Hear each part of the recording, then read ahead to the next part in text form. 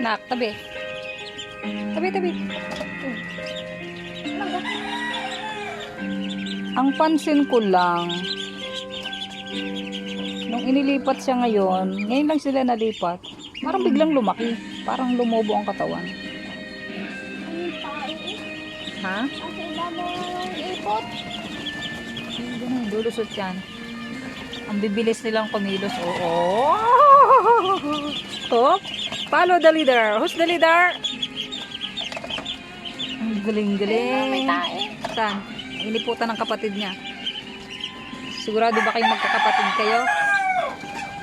Ang bilis kumilos, oh. 18 days pa lang to, pero ganito na sila kasigla. Ay, kalalaki.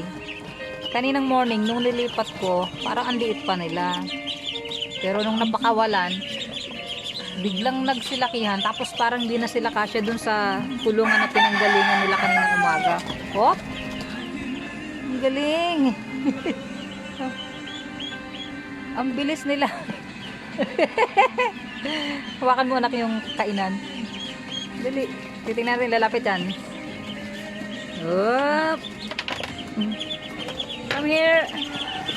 Hop! Oh! May araw dito. May sunlight. Ang tatabahan nila talaga. Napatingin siya yung isang bibo. Ikala yung parang balota. Hep, hep! Oh, kita nyo naman, oh. Alagang-alaga ko yan. Nililinisan ko yung kainan. Kinukuskus ko. Ini-scotch bright. Kaya magpahawak.